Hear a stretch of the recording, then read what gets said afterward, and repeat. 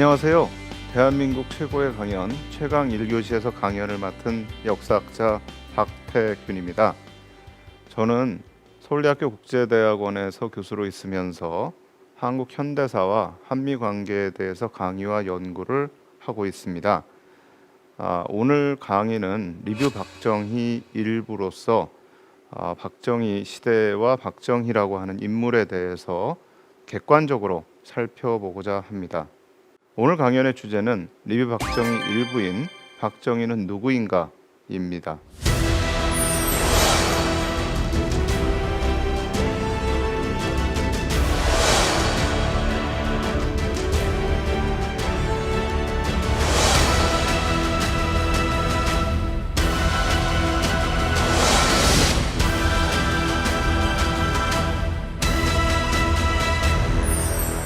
왜 박정희가 중요한가? 라는 부분은 아마 제가 따로 설명하지 않아도 많은 분들이 다 잘 아시리라고 생각을 합니다. 이 박정희 시대는 1960년대부터 70년대를 지칭하는데요. 현재 대한민국의 기원이라고 할 수 있는 그런 시기라고 할 수 있습니다. 사실 1950년대까지 한국 사회와 60년대 이후의 한국 사회는 굉장히 큰 변화를 겪었던 것 같습니다. 그리고 그렇게 변화해서 1960년대와 70년대를 통해서 만들어진 대한민국 사회는 지금까지도 그 유산이 계속되고 있다라고 할 수가 있습니다. 그 유산이라는 것이 단순히 한 부분에만 있는 것이 아니고요. 정치, 경제, 외교, 사회, 문화 등 우리 사회의 모든 분야에 그 영향을 미치고 있다라고 생각을 합니다. 사실 심지어는 박정희 정부에 대해서 반대를 했던 민주화 운동 내에서도 사실은 박정희 시대의 유산이라는 것이 남아있는 것이 지금의 현실이라고 할 수 있습니다. 뿐만 아니라 저희가 이 박정희라는 개인과 또 박정희 시대를 조명해야 되는 중요한 이유는 지금까지도 끊임없이 박정희 시대와 박정희라는 개인에 대한 부분들이 정치적인 논쟁의 중심에 서 있기 때문이라고 할 수 있습니다. 그렇기 때문에 이 시대를 객관적으로 조명을 하는 것은 현재 대한민국의 기원을 살펴보면서 또 우리가 이 역사적인 부분들을 정치적인 논쟁에 매몰되지 않고 객관적으로 바라볼 수 있는 그런 기초를 마련할 수 있는 부분이라고 생각을 합니다. 왜 이렇게 그렇다면 박정희와 박정희 시대에 대해서는 논쟁이 많은가라는 이유부터 좀 살펴보도록 하겠습니다. 박정희라는 개인이 대통령으로 있었던 그 시대는 너무나 다양한 면모를 보여준 시대였다라고 할 수가 있습니다. 가장 먼저 사실 많은 국민들이 떠오르는 박정희 시대는 바로 경제 성장의 시대였다라고 할 수 있습니다.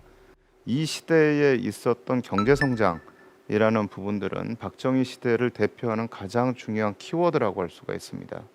특히 수출 주도형 어떤 경제 성장을 통해서 100억 불 수출을 달성을 했고 경공업과 농업이 중심이었던 사회가 중화학공업이 중심이 된 사회로 바뀌었다라는 것은 아주 상징적으로 남아있는 그런 특징이라고 할 수가 있겠습니다.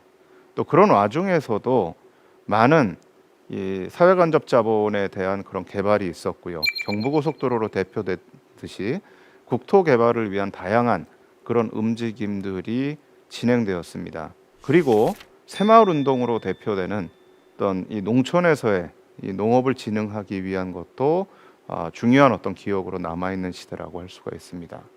반면에 이 시대에 급속하게 사회 경제적인 개발이 이루어지면서 또 다양한 부작용도 나타났던 것 같습니다. 사실 세운상가라고 하는 것은 서울의 이제 청계천 위에 세워진 근대적인 상가로서 도시 개발의 굉장히 상징적인 그런 어떤 건물이라고 할 수 있습니다만 사실 그렇게 도시를 급속하게 개발하는 과정에서 나타난 부작용도 만만치 않았던 것 같습니다. 왼쪽 위에 있는 사진은 광주대단지 사건이라는 사건인데요. 도시를 개발하는 과정에서 도심에서 쫓겨난 도시 빈민들이 지금의 이제 성남 지역인 광주에 강제로 이주가 된 적이 있습니다. 근데 사실은 사람들이 거주하기는 힘든 그런 어떤 인프라가 제대로 갖추어지지 않은 지역에 강제로 사람들을 이주를 시킴으로써 그 지역에서 폭동이 일어났던 사건이 있었습니다. 또 와우 아파트 사건이라고 해서 도시 개발을 하면서 급속하게 지었던 와우산에 지었던 아파트가 붕괴하는 사건도 있었고요. 많은 대한민국에서 인재가 일어났던 그런 사건 중에 아주 대표적인 사건의 하나로 뽑히는 대형각 사건도 이 시기에 일어났던 사건입니다. 한편으로는 급속한 또 경제적인 변화가 일어난 반면에 다른 한편으로는 또 그것에 의한 부작용이 일어났던 시기였다라고도 할 수가 있습니다. 아울러 이 시기는 안보적으로도 상당히 많은 일이 일어났었습니다.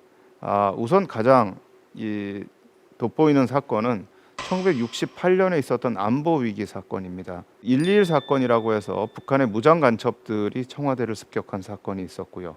또 그 사건 직후에 미국의 정보함이었던 푸에블로호가 북한에 의해서 납치되는 사건이 있었습니다. 이 시기는 한국군이 베트남에 파병되었던 시기입니다. 그래서 한국군이 베트남에 파병이 되면서 사실은 한반도에서 안보 공백이 발생을 했던 시기고 그걸 통해서 안보 위기가 일어났던 시기이기도 하고요. 또 베트남 전쟁이 끝나는 시점에서 일어났던 판문점 도끼 한행 사건도 또 그러한 안보 위기의 하나였다라고 할 수가 있습니다. 한편으로는 경제적인 성장과 근대화가 진행이 되면서 다른 한편으로는 또 끊임없이 남북 간의 긴장이 계속됐던 시기가 박정희 시기라고 할 수가 있습니다. 또 이 시대에는 또 한편으로는 이런 방식으로 안보 위기가 있었지만 1972년에 7.4 공동성명에서 보이는 것처럼 남한과 북한이 처음으로 대화를 했던 그런 시기도 바로 박정희 시대였다고 할 수가 있습니다. 그러니까 저희가 볼 때에 이 모든 부분들에서 사실은 서로 다른 그런 현상들이 나타나고 있었다라는 걸 볼 수가 있죠. 경제 성장을 추진을 하는 과정에서 나타났던 다양한 인권 탄압에 대한 사건들도 사실 박정희 시대의 굉장히 중요한 상징적인 사건들이라고 할 수 있습니다. 특히 60년대 말 이후부터 나타났던 다양한 인권 탄압에 대한 사건들은 지금까지도 사실 우리 사회에 크나큰 비용으로 계속해서 작동을 하고 있습니다. 이렇게 박정희라는 개인이 대통령으로 있었던 이 60년대, 70년대를 보면 저희가 이거를 하나로 이렇게 정리할 수 없을 정도로 너무나 다양한 그런 현상들이 나타났던 그런 시기고요. 이전에는 볼 수 없었던 새로운 현상이 나타났고 그러한 현상들이 너무나 다양한 성격을 갖고 있기 때문에 이 시대를 평가하는 부분에서는 계속해서 논쟁이 일어날 수밖에 없습니다. 근데 왜 그러면 이렇게 논쟁이 일어나는 것인가? 저는 사실은 그렇게 생각합니다. 이게 박정희라고 하는 개인도 그렇고요. 박정희라는 개인이 대통령을 했던 그 시기도 그렇고 이 시기가 결코 짧았던 시기가 아닙니다. 이 긴 시기를 어떤 하나의 단어로서 규정하는 건 사실은 굉장히 불가능한 거라고 생각을 해요. 그러니까 그 긴 시기 동안 다양한 변화의 모습들이 나타났는데 이 변화의 모습들을 우리가 어떻게 볼 것인가 라고 하는 것이 중요한 것이지 이 변화의 모습들을 하나의 어떤 단어나 또는 하나의 성격으로 규정을 하려고 하다 보니까 결국은 이런 논쟁들이 발생하는 것이 아닌가라고 생각을 합니다. 또 하나 제가 이 강의를 하면서 던지고 싶은 질문이 있습니다. 그럼 무엇이냐면 박정희 시대에 우리가 던져야 될 무수한 질문들이 아직도 남아있다라는 것입니다. 그러니까 이 박정희 시대를 규정을 하고 그 성격을 평가하려고 하는 시도는 있지만 사실은 그거로부터 우리가 질문을 던지고 그 시대를 객관적으로 평가하려고 하는 노력들은 사실은 그거에 비해서는 좀 부족한 게 아닌가라고 생각을 합니다. 일단 제가 좀 대표적으로 던지고 싶은 질문이 몇 개가 있습니다. 하나는 도대체 박정희는 누구인가? 그러니까 박정희라는 사람을 우리가 어떻게 평가할 것인가? 제일 중요한 질문입니다. 그리고 오늘 저희가 얘기할 거의 제일 핵심이고요. 또 다른 한편으로 몇 가지 질문을 좀 더 던져보면 박정희 시대를 통해서 경제가 성장을 했는데 왜 박정희 체제는 무너졌을까? 그것도 갑자기 무너졌습니다. 물론 굉장히 긴 시간 동안 박정희라는 개인이 대통령을 했습니다만 그럼에도 불구하고 무너지는 과정은 너무나 순식간에 무너졌습니다. 보통 경제가 성장을 하면 그 경제 성장을 하는데 주요한 역할을 했던 지도자들이 이렇게 급속하게 무너지지는 않습니다. 그렇다면 도대체 그 이유는 어디에 있는가? 또 박정희가 대통령으로 있었던 1960년대와 70년대라고 하는 이 긴 시기에 과연 똑같은 형태의 정치가 계속됐던 것인가, 아니면 정치의 형태라는 것이 바뀌었던 것인가 라는 질문을 또 할 수가 있습니다. 그리고 마지막으로, 그럼 우리는 그렇다면 박정희 시대로부터 어떤 교훈을 얻을 것인가 라는 질문들을 저는 좀 할 수가 있고요. 또 이 질문들에 우리가 답을 해야만 이 시기에 대해서 객관적이고 정확하게 볼 수 있는 것이 아닌가라고 생각을 합니다. 우선 저는 이러한 질문에 답을 하기 위해서 박정희라고 하는 개인에서부터 한번 접근을 해보려고 합니다. 사실 이 박정희라는 개인에 대해서 평가를 하면서 제가 우선 첫 번째로는 좀 전제로 말씀드리고 싶은 게 있습니다. 제가 역사를 하면서요, 그런 질문을 많이 받습니다. 어떤 한 인물을 갖다 놓고 그 사람은 도대체 어떤 사람입니까? 라는 질문을 받습니다. 그러니까 많은 분들은 어떤 한 인물에 대해서 그분을 한 단어나 한 문장으로 정의해 주기를 원합니다. 그러니까 예컨대 김구는 어떤 인물입니까? 라고 물어보는 경우가 있습니다. 그럼 이제 아주 고민을 안 하고 말씀하시는 분은 그는 애국자다라고 얘기를 합니다. 근데 사실은 이 세상에 애국자가 아닌 지도자가 어디 있겠습니까? 누구나 지도자를 한다는 사람은 자기가 지도자를 하고 있는 그 나라를 사랑하는 마음이 있습니다. 저는 그걸 부정할 수 없다라고 생각을 해요. 그럼 그런 규정은 제가 보기엔 그 인물을 제대로 하는 규정은 아니라고 생각을 합니다. 근데 문제는 그런 어떤 이 개인을 평가하는 데 있어서 이 사람 한마디로 얘기하는, 그럼 독재자냐 아니면 경제성장의 리더냐, 이렇게 한마디로 딱 규정을 해야 되는 것이 가능한가 라는 질문을 저는 좀 우선 던져보고 싶습니다. 왜냐하면 인간은 변하기 때문입니다. 저는 제 스스로를 보더라도요, 제가 어릴 때부터 지금까지 성장해 오면서 저는 수없이 변화를 해왔던 것 같아요. 근데 저희가 어떤 인물을 보면서 그 인물이 굉장히 높은 자리에 있고 위대한 인물이다라고 하면 그 사람은 변하지 않고 일생을 그냥 초지일관 쭉 살아온 사람이라고 생각을 해요. 그러나 그 사람도 한 개인입니다. 그렇기 때문에 그 사람도 변합니다. 결코 변하지 않는 인간은 없습니다. 또 박정희가 살았던 시대를 한번 보죠. 1917년부터 1979년까지 박정희는 살았습니다. 1917년의 한국 사회와 1979년의 한국 사회는 너무나 큰 변화가 있는 그런 사회입니다. 1917년은요, 일제강점기 하에 있었던 한국입니다. 그리고 특히 박정희는 시골에서 태어났습니다. 그러니까 식민지 시기에 식민지 근대화가 됐다라고 주장하는 분들이 서울이 식민지 시기를 통해서 굉장히 발전을 하고 근대화가 됐다라고 얘기를 하는 분들이 있지만, 사실은 전국적으로 봤을 때 전체 인구의 80%가 넘는 인구가 살았던 지방은 사실은 큰 변화를 겪지를 않습니다. 그러니까 조선시대와 크게 다르지 않았던 그런 지방에서 출생했던 것이 박정희입니다. 그리고 일본이 근대화의 모델로 생각했던 만주에서 교육을 받았던 게 박정희고요. 또 전쟁을 겪었고요. 전후에 재건 과정에서 전 세계에서 가장 가난한 나라 중에 하나였던 1950년대 한국을 겪었고, 그다음에 60년대, 70년대라고 하는 경제성장의 과정을 또 겪었습니다. 그럼 1917년의 한국과 1979년의 한국을 갖다 놓고 볼 때 이렇게 정말 다른 그런 시기를 살았던 박정희라는 사람이 변화하지 않고 계속되었다라고 얘기를 할 수는 없습니다. 그러니까 이 사람이 어떤 방식으로 변했고 또 그 변화하도록 만들었던 여러 가지 계기들은 무엇인가라는 것을 살펴보는 것이 저는 박정희라고 하는 한 인물을 객관적으로 볼 수 있는 가장 중요한 조건이라고 생각을 합니다.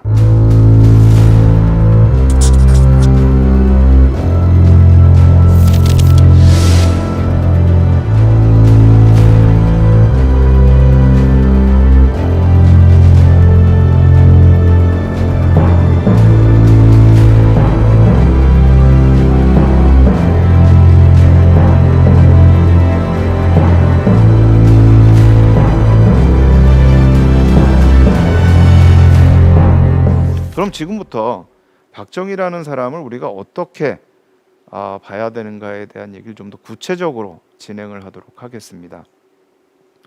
우선 박정희 하면 제일 먼저 나오는 단어 중에 하나가 이제 친일파 문제입니다.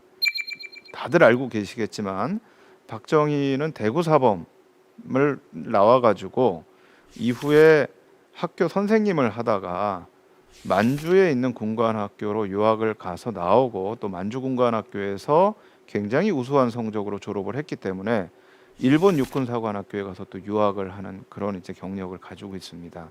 그렇기 때문에 박정희를 비난하시는 많은 분들이 이제 제일 먼저 얘기를 하고 나오는 것이 이제 친일파라고 지칭을 하는 것입니다. 그리고 이제 그 신문 기사에서 나오는 것처럼 만주군관학교에 들어가기 위해서 혈서를 썼다라는 거는 굉장히 유명하게 알려진 부분입니다. 근데 해방 후에 저희가 대한민국 정부를 수립하고 나서 대한민국 정부 헌법에 반민족 행위자 처벌을 위한 이제 특별법을 제정해야 된다라고 하는 것이 헌법에 명시가 되었고요. 그거에 의해서 반민족 행위자 처벌을 위한 특별법이 제정이 되었을 때 그때 보면 그 안에 누구누구를 친일파로 할 것인가 하는 규정이 들어가 있습니다. 이제 그 규정에 보면 모든 일본에 협조했던 사람들을 다 친일파라고 하진 않습니다. 그러니까 굉장히 어쩔 수 없이 일본에 협조한 경우들이 있기 때문에 사실은 모든 사람을 친일파라고 할 수는 없다. 또 해방 전국에서도 그런 논쟁은 있었습니다. 이게 프로잽이냐 아니면은 이 프로잡이냐 하는 논쟁이 있었습니다. 프로잽이라는 것은 프로자패니스에서 이제 일본을 위해서 정말 일했던 사람이고 프로잡이라는 것은 자기가 하는 그런 직종에 굉장히 열심히 하다 보니까 이게 친일 행위가 된 경우가 있다 해가지고 이제 논쟁을 벌인 적은 있습니다만 반민족 행위자 특별처벌법에 규정되어 있는 친일파 규정에는요 장교 이상을 친일파로 규정하는 그런 규정이 있습니다. 물론 이제 이렇게 되면 이제 하사관 문제도 있고 또 장교가 되는 것이 이게 장교라고 하는 그 잡을 위해서 된 거냐 아니냐 이런 이 논의가 있을 수가 있습니다만 일단 그 규정에 의하면 친일파라고 얘기할 수는 있을 것 같습니다. 그런데 저는 친일파라고 얘기하면서도 조금 또 다른 측면도 하나 보고 싶은 게 있습니다. 뭐냐 하면 이거는 박정희라고 하는 개인 인물의 좀 특성을 저는 좀 보고 싶습니다. 왜냐하면 저희가 친일파라고만 얘기를 하면은요 박정희가 1946년 이후에 공산주의자들이 만들었던 정당인 남조선 노동당의 당원이었던 부분이 사실은 연결되기가 굉장히 어렵습니다. 그러니까 이게 친일을 하면서 일본의 군국주의자들의 충성을 했다 그러면 사실은 이건 극우파거든요. 남조선 노동당은요 극좌주의자들이 만든 정당입니다. 그러니까 극우를 했던 사람이 어떻게 극좌의 편에 또 가서 설 수 있는가? 이걸 어떻게 설명할 건가? 뭐 때로는 사상적으로 보면 저는 그런 설명도 가능한 것 같아요. 그러니까 진정한 좌익이나 진정한 우익과 다르게 진정한 좌익은 사실은 국가가 주도하는 어떤 국가 주도의 개발을 얘기하는 사람들이고 진정한 우익은 시장 경제를 얘기하는 사람들입니다. 그러니까 이게 좌익과 우익은 사실은 가까워질 수가 없는데 반면에 극우와 극좌는 공통적으로 국가의 역할을 강조를 합니다. 국가와 지도자의 역할. 이러다 보니까 이게 서로 붙어 있지는 않지만 가까우니까 왔다 갔다 할 수 있었던 게 아닌가라고 얘기하는 사람도 있지만 그렇게 얘기를 한다 그러면 사실은 왔다 갔다 한 사람도 있지만 왔다 갔다 하지 않은 사람도 있거든요. 그럼 그 부분을 어떻게 설명할 것이냐? 또 이런 문제가 됩니다. 저는 그런 측면에서 굉장히 저는 좀 인문학적으로 한번 좀 접근을 해보고 싶은 부분들이 있어요. 그러니까 박정희를 보면서 저는 왜 학교 선생님을 하다가 만주군관학교를 갔을까? 그것도 혈서를 써가면서까지 갔을까? 사실 저는 거기에 주목을 했습니다. 제가 주목한 거는 사실 일제강점기에 학교 선생님 하는 거 그렇게 나쁘지 않거든요. 어쨌든 대구사범학교 나왔고 학교 선생님을 하면 우리나라가 특히 전 세계 어느 나라에 못지않게 선생님들을 존경하는 그런 국가잖아요. 제가 대학 교수를 하면서 사실은 일본이나 중국 교수들 또 미국 교수들한테 굉장히 부러움을 받아요. 그러니까 전 세계에서 한국만큼 대학 교수들이 학생들의 존경을 받는 나라가 없다는 거예요. 이런 전통이라는 건 우리가 옛날부터 군사부 일체라고 해가지고 있었던 전통이고 또 일제 강점기에도 다르진 않았을 텐데 왜 굳이 그거를 버리고 만주로 갔을까? 물론 여기에 이제 몇 가지 요인을 저희가 추측해 볼 수가 있을 것 같아요. 하나는 선생님이 안 맞았을 수가 있죠. 이게 내 직업이 아니다. 내가 해보니까 그건 적성의 문제가 있을 수가 있는 거고. 두 번째는 저는 적성의 문제도 있겠지만 굉장히 사실은 박정희는 똑똑한 사람이거든요. 그러니까 제가 사실 이 박정희에 대해서 연구를 하면서 가장 많이 봤던 문서가 1960년대, 70년대에 청와대 비서실에서 작성된 문서들을 많이 봤습니다. 근데 그 문서들을 보면서 그 당시 어떤 논의가 있었고 어떤 토론이 있었고 이걸 봤는데 제가 좀 깜짝 놀랐던 게 1965년에 한일협정을 하면서 이제 그거에 대해서 청와대 내에서 여러 가지 회의를 한 게 있는데 거기에 이렇게 수기로 적혀 있는 그런 문서가 하나 있었어요. 근데 그 수기로 적혀 있는 게 제가 보기엔 박정희 대통령 친필은 아니었고요. 아마 회의 중에 박정희 대통령이 얘기했던 거를 비서관이 적은 것 같아요. 근데 뭐라고 돼 있냐면 한일협정을 하면서 우리가 너무 제일교포에 대해서 신경을 안 쓴다. 근데 이 제일교포 신경 써야 된다. 왜? 식민지라는 게 다른 게 식민지가 아니다. 우리나라 사람들이 그 나라 가서 많이 살면 그게 식민지다. 제가 그걸 보면서 깜짝 놀랐어요. 사실 이 식민지라는 게요, 영어로는 콜로니인데 아시아에서 일본이 그거를 번역을 하면서 식민지라고 번역을 했어요. 그런데 왜 식민지라고 번역을 했냐면 식민지라는 거는요, 사람을 심는다는 얘기입니다. 이주시킨다는 얘기예요. 그러니까 사실 일본이 식민지를 만들었을 때 유럽 식민지하고 다른 이 특징이 뭐냐면 일본 사람들을 대거 이주를 시킵니다. 근데 박정희는 그걸 알고 있었던 거죠.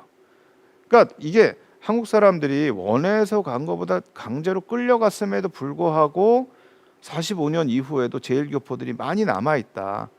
그 사람들을 우리 쪽으로 끌어들이고 그게 우리가 일본 사회와 우리 사회를 서로 좀 공감대를 가질 수 있도록 하는 그런 길이 아니야. 제가 이걸 보고 이 사람 진짜 참 굉장히 이 우리가 생각하는 것과는 다른 생각을 하는 부분들이 있구나. 그러니까 굉장히 똑똑한 사람이라는 걸 제가 느꼈는데 박정희라는 사람이 학교 선생님을 하면서 내가 학교 선생님에 그쳐야 돼서는 안 되는 사람이다라고 생각했을 가능성을 좀 생각을 해봤어요.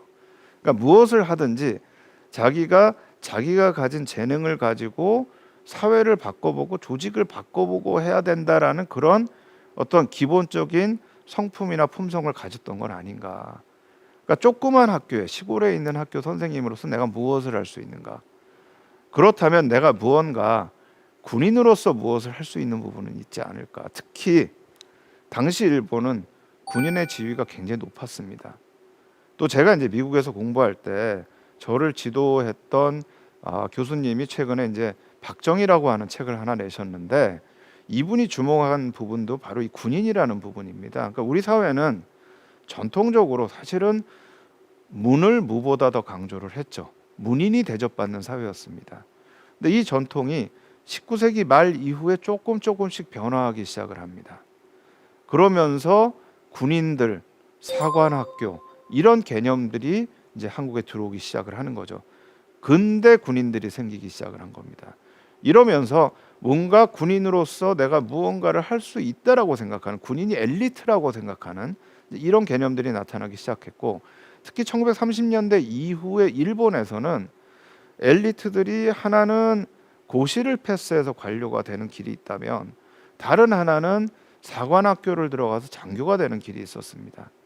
근데 이 길을 봤던 것은 아닌가. 특히 만주에 이제 주목했다는 것도 저는 굉장히 좀 흥미로운 부분이라고 생각을 하는데요.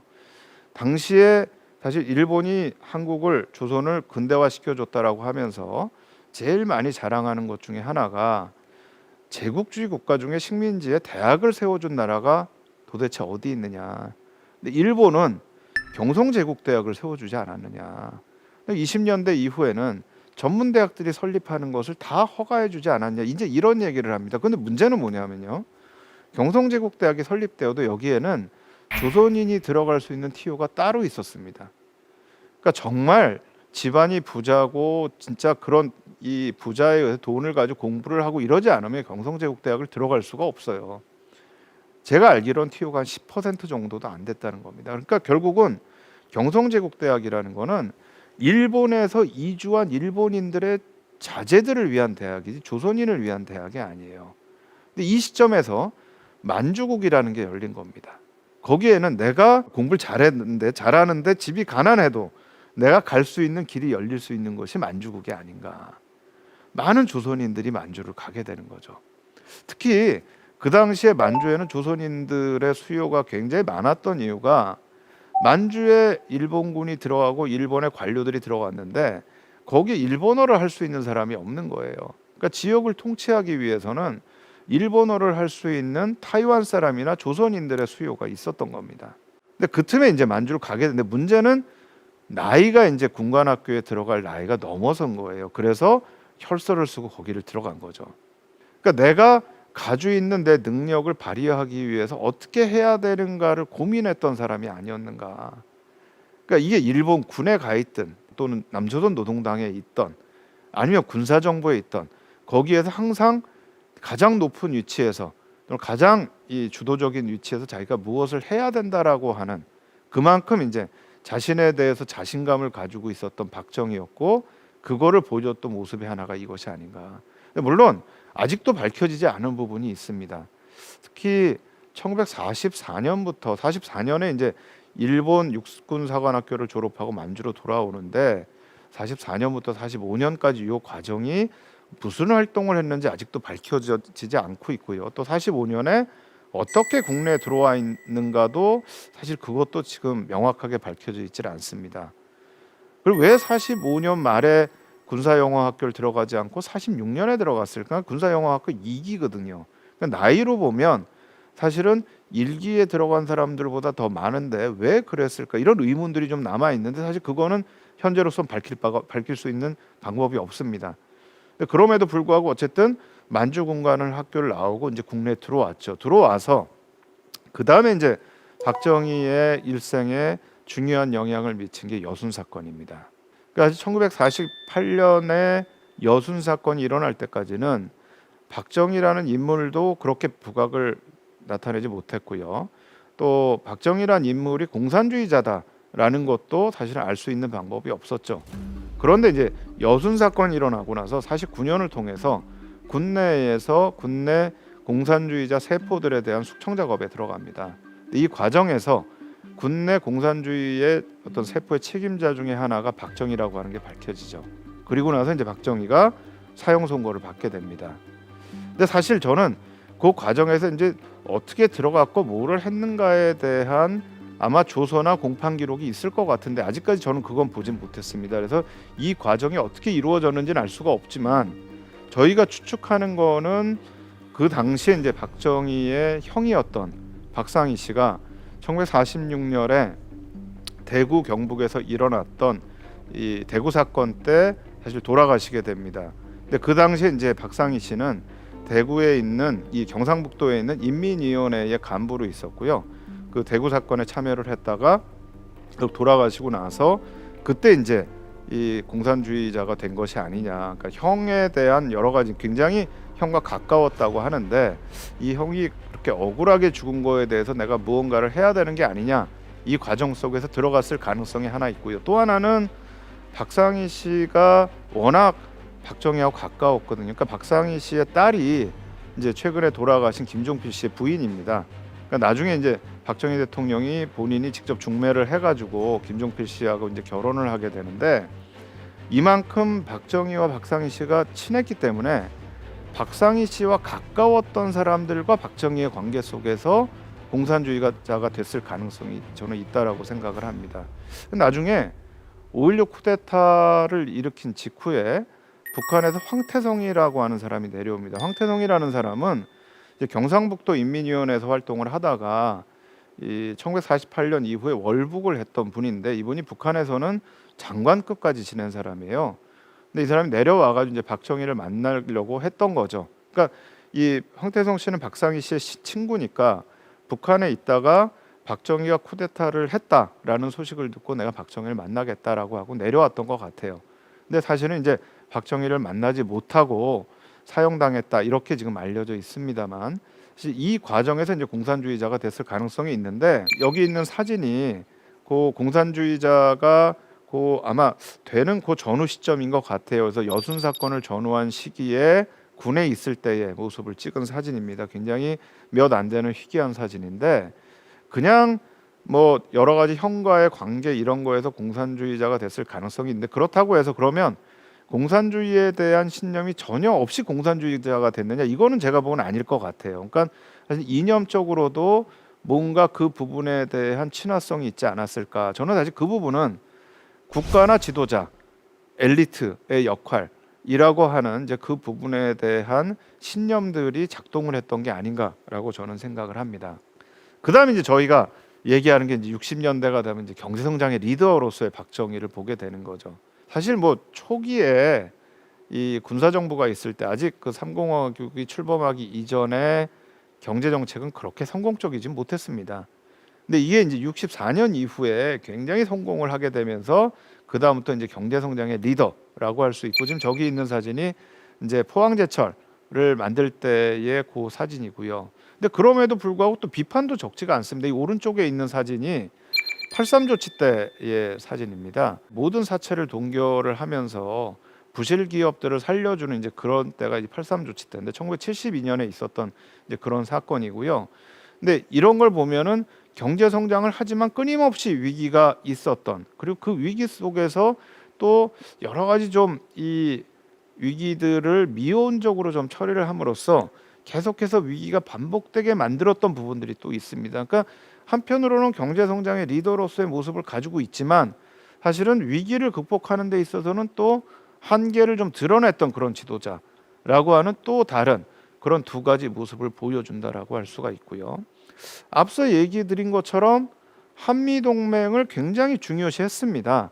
그래서 1966년입니다. 66년에 존슨 대통령이 한국을 방문을 하는데요. 아주 이례적으로 2박 3일 동안 한국에 있어요. 그러니까 보통은 미국 대통령이 한국으로 오면은요, 한나절 정도 있거나 아니면 1박 2일 정도 있습니다. 특히 이게 미국의 대통령들이 한국에 있기 좀 곤란한 부분이 뭐냐면 특히 서울이 군사분계선으로부터 너무 가까워요. 그리고 지금 한국 자체가 정전협정이라고 하는 전쟁이 완전히 끝나지 않은 그런 상황으로 있기 때문에 언제 어떤 일이 일어날지 모릅니다. 실제로 이제 66년에 이 존슨 대통령이 왔을 때에도요, 서울을 방문하고 있는 기간 중에 북한군이 군사분계선 근처에서 유엔군을 습격을 해가지고요, 유엔군 6명하고 한국군 1명이 죽는 사건이 발생을 해요. 이거는 엄청난 일입니다. 미국의 대통령이 여기 와 있는데 그 순간에 북한에서 유엔군을 습격을 한 거죠. 그러니까 이제 존슨 대통령이 있으니까 비상을 걸진 못했지만 존슨 대통령이 돌아간 다음에 주한미군 사령관 겸 유엔군 사령관이 이걸 철저하게 조사하라고 지시를 합니다.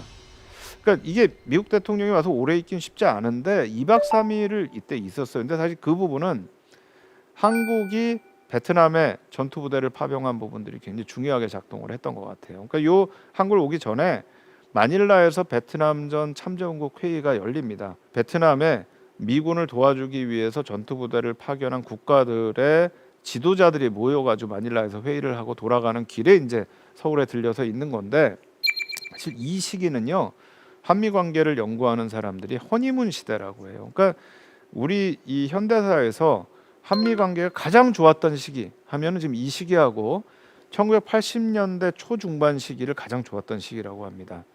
이 80년대 초중반 시기는 박정희 정부 후반에 있었던 한미 간의 갈등을 이제 전두환 정부가 들어오면서 대부분 미국의 요구를 받아주면서 한미 관계가 굉장히 좋았던 시기였고, 요 시기는 미군이 베트남에서 굉장히 어려운 시기에 한국의 전투 부대를 파병을 해줬던 시기입니다. 그러니까 이걸 통해서 한국과 미국의 동맹을 중심으로 해서 한국을 이끌어가겠다라고 하는 이제 한미 동맹에 대해서 굉장히 중요하게 생각을 하는데, 반면에 70년대가 되면 자주국방을 외치기 시작을 하죠. 그러면서 뭐 많이 알려져 있습니다만 핵을 개발하려고 했고요. 또 이제 미사일을 개발을 합니다. 그래서 이게 우리가 우리 스스로 지켜야만 된다. 물론 여기에는 몇 가지 계기가 있기는 했습니다만, 특히 이 존슨 행정부 때 좋았던 관계가 닉슨 행정부에 가면서 변하면서 뭔가 우리가 너무 미국만 믿으면 안 되겠다라고 하는 부분들 속에서 나타났던 변화가 있습니다만, 또 다른 이제 두 가지 모습들을 좀 보이는 것 같고요.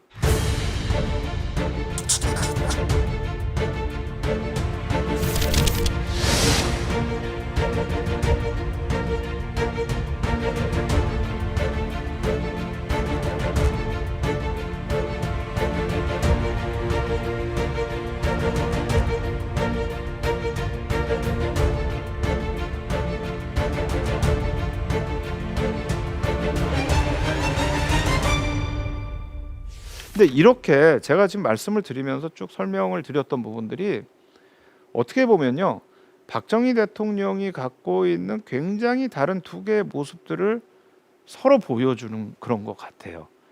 그러니까 하나로만 얘기할 수 없는, 또 시기마다 박정희라고 하는 인물을 상징적으로 얘기할 수 있는 부분들이 바뀌어요. 그러니까 일본의 군인이었지만 곧바로 공산주의자가 됐고요.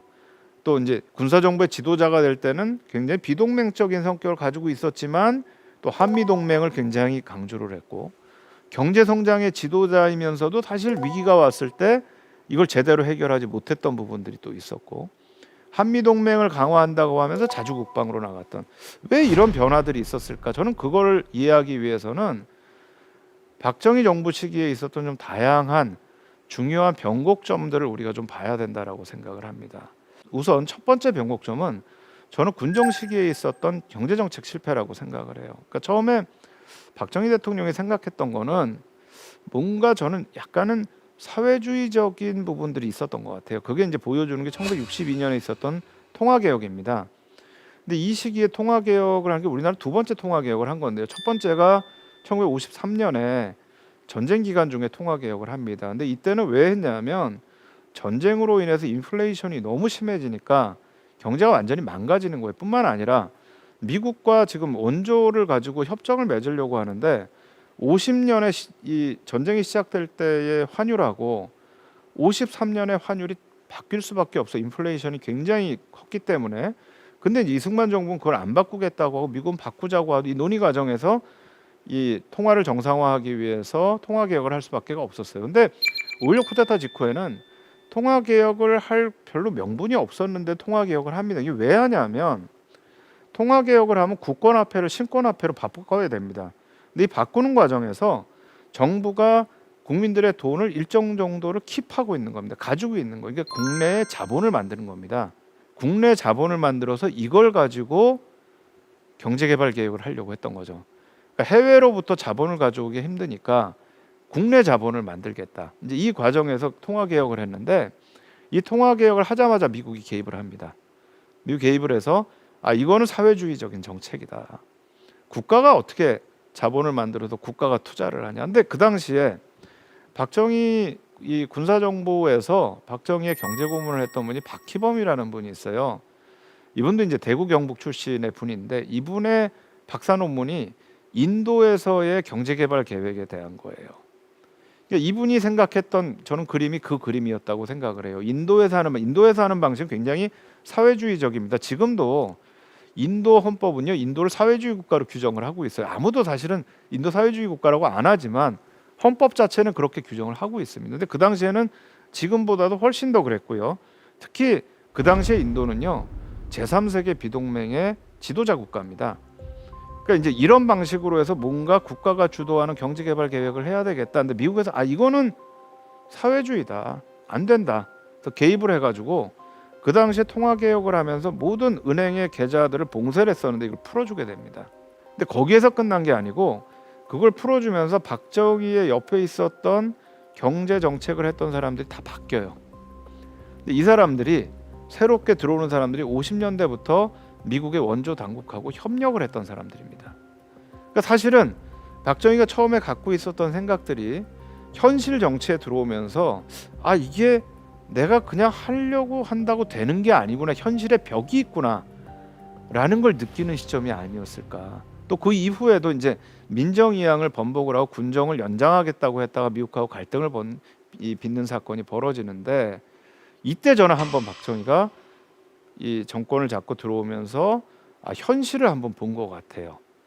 우리 현실이라는 게 어떻게 해야만 국가라는 걸 이끌어갈 수 있구나라는 거 한번 느꼈던 것 같고요. 또 한번 바뀌는 게 이제 6.3 사태와 한일협정 그리고 베트남 파병입니다.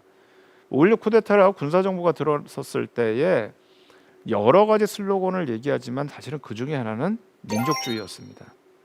우리는 민족을 중심으로 해서 간다. 그리고 이거는 4.19 혁명의 정신을 이어받는 거다라는 얘기를 했습니다. 그런데 사실은 한일협정이나 베트남 파병을 하면서 민족주의에 대한 슬로건을 내려놓게 됩니다. 그리고 이제 한미동맹 쪽으로 급격하게 돌아서게 되는 거죠. 현실을 보면서 이제 뭔가 이제 현실적인 부분으로 돌아서게 되는 부분들이 하나 있는 것 같고요. 저는 이제 두 번째 굉장히 컸던 것이 저는 JP의 몰락이라고 생각을 해요. 김종필의 몰락입니다. 사실 김종필은 실제로 5.16 쿠데타를 만들었던 사람입니다. 그러니까 김종필은 1950년대에 군 내에서 부정부패에 앞장섰던 사람들이 4.19 혁명 이후에도 계속해서 군 내의 지도자로 남아있는 거에 대해서 불만을 품었던 거죠. 군도 개혁을 해야 된다. 그리고 사실 그거의 연장선상에서 5.16이라는 걸 계획해서 했던 사람인데 본인이 그거를 실제 계획을 하고 생각을 했지만 거기에 지도자로 박정희를 갖다 앉힌 거죠. 근데 그럼에도 불구하고 군사정부에서 제3공화국으로 가는 시기에 민주공화당을 실제로 조직을 했고요. 또 민주공화당의 조직 과정은요. 이전에 50년대에 있었던 자유당하고 민주당하고 다릅니다. 김종필은 전국을 돌아다니면서 전국에 있는 새로운 청년들을 불러 올렸어요. 새로운 어떤 정당 방식을 좀 하고 싶었던 거예요.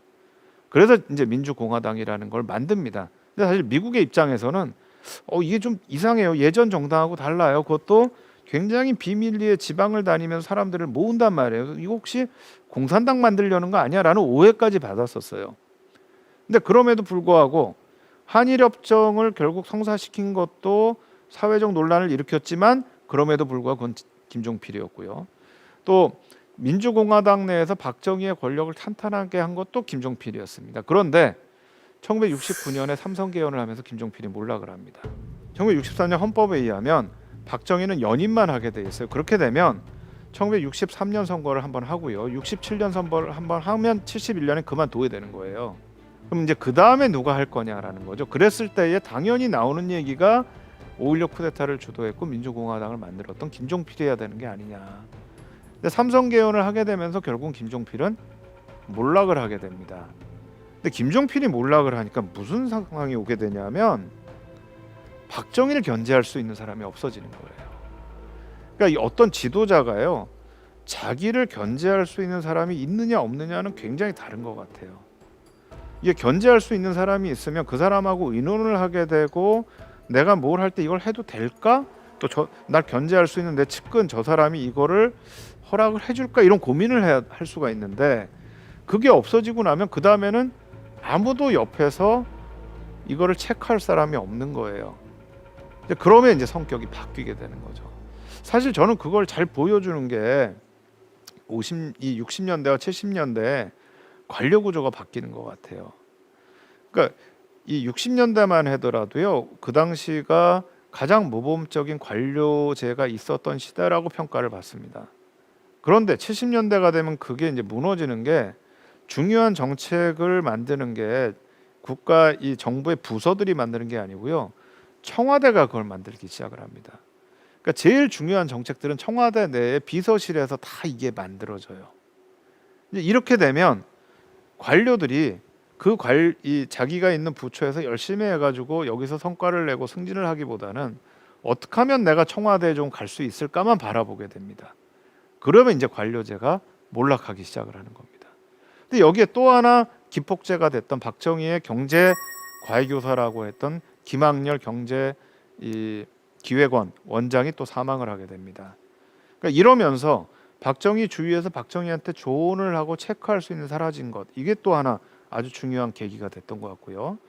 또 70년대 와서 이제 닉슨이 독트린을 하고 나서 주한미군 일개사단 철수를 하는, 이거는 이제 한국이 베트남에 전투부대를 파병을 하면서 미국한테 약속을 받았던 게 한국이 가 있는 동안은 주한미군을 한국과 사전 협의하지 않고 철수를 하거나 감축시키지 않겠다라고 존슨 대통령이 약속을 했는데 닉슨 대통령이 들어와서 뒤통수를 친 거예요.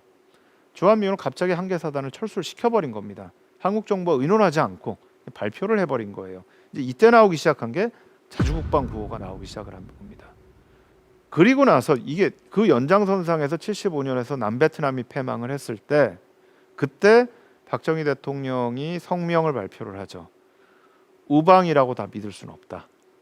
사실은 남베트남 패망하는 시점에서 미국이 도와주질 않죠. 미국이 73년 초에 베트남에서 나오거든요. 파리 평화협정 이후에 한국군도 나오고요. 근데 75년에 망하는데 안 도와줬다는 거죠. 그래서 자주국방이라는 이제 부분들이 70년대부터 계속해서 한국 사회 굉장히 중요한 슬로건의 하나가 되고요. 그 다음에 이제 왜 유신을 했을까? 사실 저는 거기에는 71년에 국가 비상사태 선포가 굉장히 중요하게 작동을 했던 것 같아요. 그러니까 이때가 미국이 중국하고 이렇게 접근을 하던 시기인데 미중이 접근을 하는데 중국은 우리한테 적이거든요. 근데 우리 동맹국인 미국이 중국한테 접근을 하는 거예요. 박정희한테는 굉장히 충격이죠. 그러니까 국가 비상사태를 선포를 합니다. 근데 사실 미국의 입장에서 보면은 70년부터 한국이 북한하고 적십자 회담을 시작을 해요. 그러니까 이게 뭔가 잘 풀리려고 하는데 왜 갑자기 국가 비상사태를 선포하지? 근데 박정희는 위기라고 느낀 거예요. 주한미군도 한계사든 나가지, 미국도 접근을 하지, 어떻게 하지? 야 이거 비상사태다 하고 선포를 했는데 보니까 검토를 해보니까 이 비상사태 선포한 내용들이 다 위헌 조항들이에요. 이게 국민의 자유를 이 비상사태에서는 좀 제한하겠다. 이게 안 되는 거예요. 안 되겠구나. 헌법을 바꿔야 되겠구나. 유신으로 가게 됩니다. 그리고 이제 개인적으로 마지막으로 큰 충격을 준 게 부인이었던 이제 유경수 여사가 사망한 사건.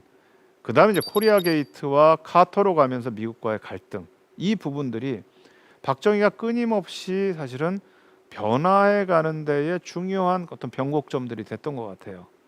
그러니까 이 지금 1917년에 태어나서 79년까지를 보지 않고요. 박정희가 대통령으로 있었던 시기만 보더라도 이 안에서 박정희를 바꿨던 수많은 그런 사건들이 존재했다라는 것을 알 수가 있습니다. 근데 그럼에도 불구하고요. 제가 좀 흥미롭게 보는 거는요. 관통하는 부분이 있는 것 같아요. 이념적으로 관통하는 게 아니고 국가 운영 방식인데요. 일단 강한 지도자 그리고 그 강한 지도자가 이끄는 강한 국가라고 하는 부분은 관통을 하는 것 같아요. 이게 이제 국가혁명과 나에 보면 박정희가 본인이 본받아야 될 4개의 어떤 지도자와 모델 얘기를 합니다.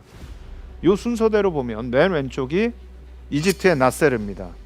이집트의 이분도 이제 장교였는데 원래 왕정 국가인 거를 뒤집어 버리고 수에즈 운하를 국유화를 하면서 이집트의 근대화를 이끌었던 어떤 비동맹의 지도자라고 할 수가 있고요.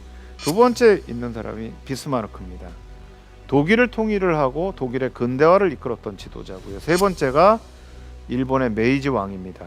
우리가 얘기하는 메이지 유신을 이끌었던 사람이고 네 번째가 터키의 케말 파샤입니다. 1920년대 이후에 터키의 근대화를 이룩했던 사람입니다.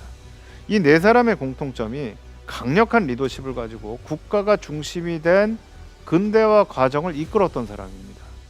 근데 박정희 시대를 통해서 박정희란 개인은 조금씩 이 변화를 겪어갑니다. 아까 말씀드렸던 변곡점을 통해서. 그러나 박정희가 만들려고 했던 사회와 박정희가 만들려고 했던 또 박정희가 추구했던 그런 어떤 국가 정치 시스템은 큰 틀에서는 초질관하게 갑니다. 강력한 국가, 강력한 지도자. 사실 이게 어디서 왔는가? 제가 주목하는 것은 만주입니다.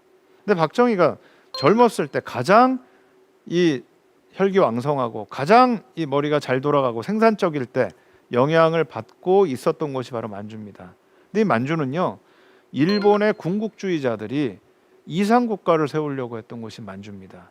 이 왼쪽에 있는 사진이 이제 만주에 세웠던 어떤 공장들이고요. 그래서 이 만주에서 일본이 처음으로 경제개발 5개년 계획을 실시를 합니다. 그 전에도 뭐 이 홋카이도나 다른 지역에 했던 적은 있지만 본격적으로 경제개발 5개년 계획을 처음 하는 거는 바로 만주에서 합니다.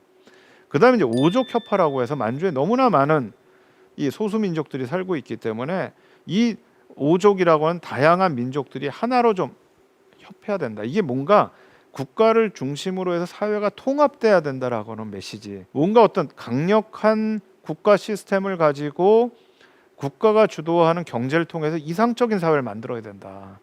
근데 이게 처음에는 60년대는 잘 안 된 거예요. 특히 이제 아까 제가 말씀드린 것처럼 미국이 이거 사회주의 체제 아니냐, 안 된다 해서 요 부분들을 결국 포기할 수밖에 없었는데 70년대에 가면서 이제 유신으로 나아가면서 요 부분들이 발현이 되기 시작을 한 거죠.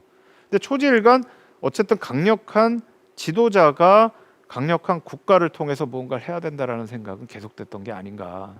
그래서 결국은 많은 변화를 겪었음에도 불구하고 큰 틀에서 국가와 지도자라고 하는 또 이런 부분은 또 변하지 않고 계속됐던 부분들이 있었던 것이 아닌가 아니냐라고 생각을 합니다.